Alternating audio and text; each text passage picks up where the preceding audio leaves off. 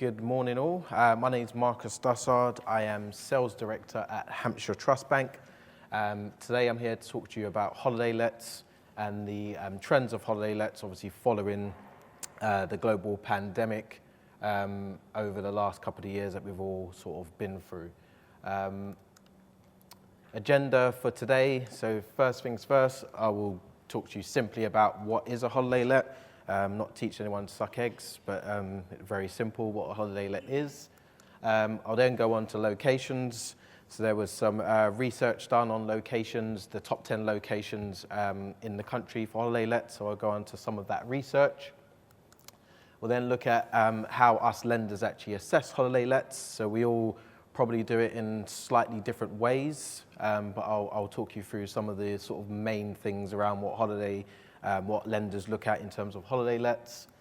We'll look at how many options there are out there, because there are quite a few now. That number is growing as sort of time goes on. Look at some numbers around holiday lets as well. So there are some different stats and statistics, some different presentations that I've done on holiday lets. We'll have a look at some of those numbers also. And then last but no means least is HTB view on holiday lets and where we think the market is going and the type of things that we look at as a lender for holiday let market. So first things first, what is a holiday let?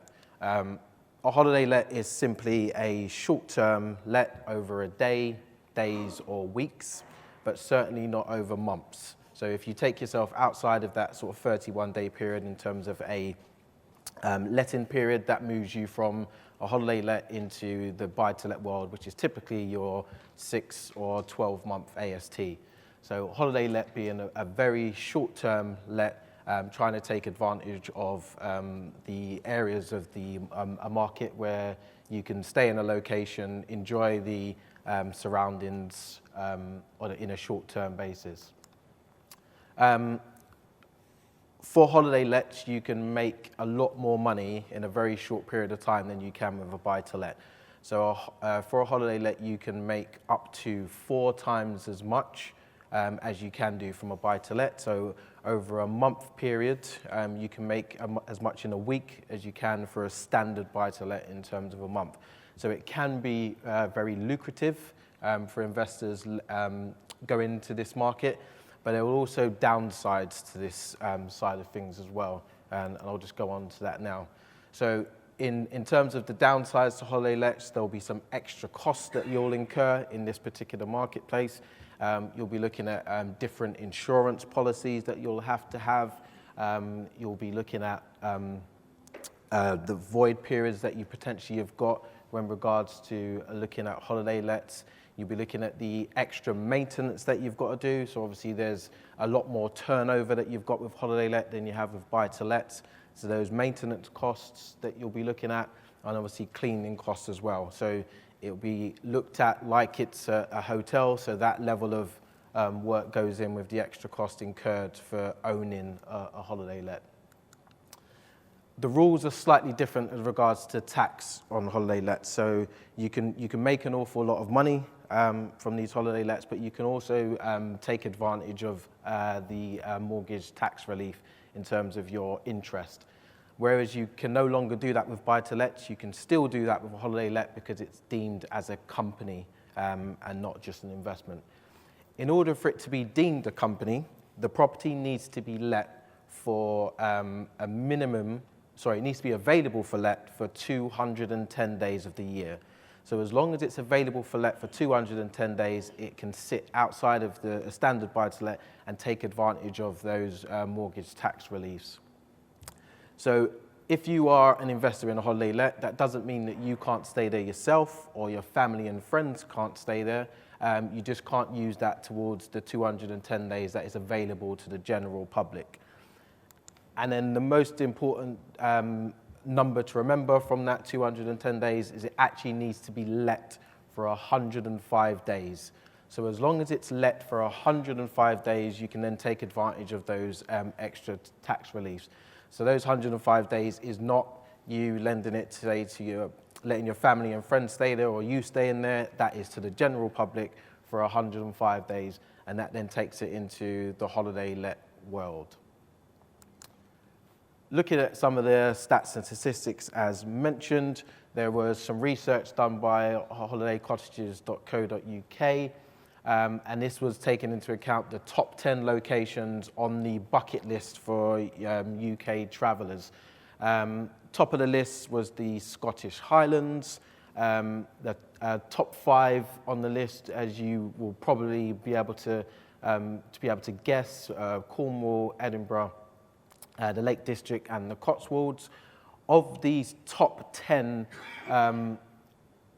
locations, only one of them is a city.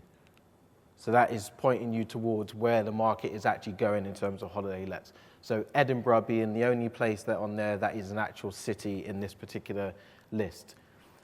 Looking at some of the research in terms of the numbers that were involved, we have 52% of people choose a holiday let because of the rural nature of it, the natural beauty. So again, a lot of these on the list will actually give you that number. 46% of people actually choose the holiday let because they've just always wanted to visit that particular location. 26% of people choose where they stay on holiday let because they've seen it on a film or seen it on TV. So that's another way of looking at it. 22% of people simply want to visit every single part of the UK. So that's part of their journey. They want to visit all different parts. So 22% of people simply pick their holiday let destination because they want to visit all different parts of the UK. And last but by no means least, 16% of people pick, which I thought should have been actually a lot higher, 16% of people pick their holiday let location because that's where friends and family have stayed and it's a recommendation. I do most of my things on recommendation, so I thought that would have actually been quite higher on the list, but that was some research done. So what do us lenders, what are we actually looking for in regards to assessing holiday lets? The first thing, and probably the most important thing above all else, is that affordability. Affordability is really key because you've got lots of void periods that you've potentially got when actually looking at a holiday let. So when a lender looks at it, they will take on average the let-ins over the high seasons, the medium season and the low season, and then be able to then give you a number based on that in terms of how much they can lend against it. So going back to the locations, any of the areas that are on the slide previously will be a location that people will want to visit. So therefore, those let-ins and availability is going to be quite high. So that means us as a lender, we can then lend you more money versus you using it as an AST. Additional income is huge in terms of looking at a holiday let. Going back to the affordability and the void periods, if you do have additional income from other sources, including portfolios, some lenders will look at portfolios as well. We take into account portfolio income. The additional income will actually mean that if there are void periods, then you've got additional income from other sources to be able to then continue to pay the mortgage, which then becomes quite key in terms of holiday lets. First-time landlords is a particular no-no, and again, this is mainly because holiday lets are seen as something that is probably quite risky to certain parts of the market. Again, if you've got that experience of being able to manage holiday lets, you know what you're doing, then you'll be able to manage all types of scenarios and situations that you may face. First-time landlords in this scenario don't get to do that. So therefore, you would probably, most lenders won't actually look at it. If you deal with a lender that looks at things on a case-by-case basis, then they may be able to say, right, if an individual is high net worth, they may be someone that you would actually lend to. And then adverse credit, again, going back to the theme of affordability, void periods. Adverse credit is, again, a particular no-no for most lenders. Again, if they are looking at things on a case-by-case basis, you might be able to then talk to that lender about why there was adverse credit in the first place. But adverse credit is one that, again, most lenders won't look at when trying to assess holiday lets. So that's how sort of most lenders look at it. Let's look into some numbers about holiday lets and how many people are actually in the market at the moment. So going back to March 2020, there were 162 different offerings in the holiday let world. As you can imagine, during the pandemic, that fell off a bit of a cliff. Most lenders decided they didn't want to lend in this particular market, so that moved down to 74 in August 2020. But it's come right back up to 231 as of January 2022. So those are the number of options available. And then lenders in the market, there were 20 back in March 2020. It's now moved up to January 2022, 27. So again, more lenders are coming into this market. It is still classed as niche. It is still a niche area of the market, but there are more and more options as time goes on. When looking at rates, rates like in everywhere else is going up in number. But as of January 2022, the average rate of 3.92% for a holiday let is not cheap. But again, just looking at holiday lets in general, it's a market that a lot more people are probably going to try to get into as time goes on, as this staycation boom continues to grow. So let's look at some of the influencing factors around why holiday lets are more prominent in the market and why more people want to get into holiday lets and invest into this area of the market, or indeed lend in this area of the market. So the pandemic is obviously still quite a big factor. It was a big factor because a lot of people obviously lost their jobs, less disposable income, and obviously a load of us didn't actually want to travel, didn't want to go abroad on aeroplanes. Maybe the whole, do you want to take a vaccine, do you not want to take a vaccine, came into account. So the staycation boom then lifted off the back of that. And then through time, does that then become the norm for you? You go on a holiday let in this particular country, you like it, and then it becomes the norm going forward. So therefore, that influencing factor continues to grow. The increased cost of living, as we all know, inflation's at the highest level it's been for 30 years. Prices continue to go up. That disposable income that people have continues to go down. Therefore, those lavish holidays that we all love to go on in the sun are probably going to be less prominent as time goes on. So therefore, the staycation boom for me will continue to go forward because of those increased factors. Looked at some trends actually before the pandemic, and the trends were between 18 and 24-year-olds, that they were actually moving more towards actually these UK holidays. And I think that theme will continue. So even before the pandemic, 18, 24-year-olds were surveyed, and they said, actually, we're going to go abroad, we're going to go on holiday in the UK because it is very expensive for us to go abroad anywhere else. So we're actually going to go on holiday in the UK.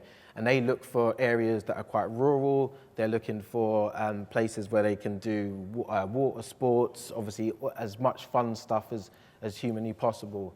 But one of the main themes for 18 to 24-year-olds, as you will probably imagine, is making sure that they've got access to Wi-Fi and streaming services. So anything that is too rural for them, that doesn't have that, wouldn't be somewhere where an 18 to 24-year-old would stay. I remember going to went to the Lake District, and we had a cabin that was quite far out, and we had no service. Now for me, that was great because I took my work laptop, I took my work phone, but I couldn't actually use it. So I spent 7 days of not actually working for a change, which my wife and kids loved. And then so looking at the research for over 24-year-olds, so typically between 30 and 40, they actually go on holiday lets to actually escape from social media, to actually escape from being able to be in contact. So again, going back to those rural areas, people between 30 and 40 choose their holiday let locations so they can just get away and switch off, as I'm sure most of you in the room would like to do as well. Google is obviously a factor that everyone uses. Everyone goes onto Google. So we looked at some trends in Google, and around holiday lets, people are searching for the words rural, coastal, solitude. Those are the three main things that people look at in terms of holiday lets on Google. So again, this just points towards holiday lets still be an area of the market that is continuing to boom and will continue to grow as time goes on. And I don't think this is the end of the story just because we are out of the pandemic. You're going to have to forgive me. There's a lot of numbers and words on here, so I know you can all read, but I'm going to read some of them for you. The average staycation spend is around £855. Again, not cheap, but a lot cheaper than a family holiday abroad. 53% of people said they would choose to holiday let in the UK in 2021. Sorry, this is research done by a firm called Park Dean. In 2022, 39% of those surveyed said they'll be more inclined to spend their holidays in the UK. So again, this number is continued to rise as research is done. More and more people are more inclined to spend time in the UK on holiday. Going back to the online searches, so for the online searches, 83% went up in terms of the increase, and UK city breaks went up by 311%, and UK family holidays were up by 235% in terms of the searches online. Research was done to over 1,000 people, and of those, 830 said that they would want to holiday in the UK again this year in terms of a domestic break. But I think the most prevalent one for me is that I think most people are going to want to actually go abroad. I think we all still like to travel abroad, but I think we're also going to then do a UK holiday as well. So instead of maybe 2 holidays abroad, which some of us may or may not be able to do, you'll do 1 holiday in the UK, 1 holiday abroad, and I think that theme will continue as time goes on. So therefore, again, pointing towards the fact that this isn't just a boom that was during the pandemic times. So let's take a look at HTB and our view of the market and how we saw things, particularly last year. So in 2021, between 10 and 15% of our business were actually on holiday lets. We received a lot of business in the holiday let market, as people are trying to diversify their portfolios into different areas. Holiday lets became a large part of the business that we were doing. The inquiries have gone up substantially. So because we stayed open as a lender throughout the pandemic, we received a number of requests for refinancing of holiday lets during this period, of which a lot of it actually completed obviously in 2021. It's still a relatively underserved market. Going back to the numbers with the amount of lenders that are in the market, I think there is still room for a lot more to come in and say that they want to do holiday lets. But most importantly, for it to gain greater awareness, it's about us listening to you, the brokers, about listening to the clients, about what they actually need from their holiday let investments, what they actually want in regards to new products, new services, better rates will continue to drive this market moving forward. So again, they say holiday lets are here to stay. HTB criteria. We will lend up to a maximum of £1 million on a holiday let. Now, this is quite significantly different to our 15 million that we will lend on everything else. And again, this just points to the area of still being quite niche. Even for a lender like us that are pretty positive on holiday lets, we still restrict the amount of lending that we'll do in this particular area because it does still need to grow. It is still niche. We will end up to 75% on a holiday let and right across our product range. But 75% on holiday lets is still quite at the top end in this particular marketplace. You will need to have a minimum of 25k income. Again, slightly different to what we do in terms of our buy-to-lets and in regards to affordability. But most importantly, this can be from property. So if you do have a portfolio and your income comes from property, we will take that into account as well on holiday lets and on all of our proposition. The holiday let income can be used to meet the ICR. So where I was talking about the low, medium and high range in terms of let-ins in that particular area, we will take the average of those and then lend against that in terms of an ICR. So on that particular property, the AST rental will be a lot less, but we'll take an average of how often people stay in there. We will take that from either, if it's an experienced landlord, we will take it from their bookings, or we'll also just take it from a local estate agent to say, right, okay, how much is this property likely to earn over this time period, and we'll use that in terms of our ICR. Our rates are not loaded in any way, shape or form. And this is not just limited to holiday lets, it's right across our portfolio, foreign nationals, expats, non-doms.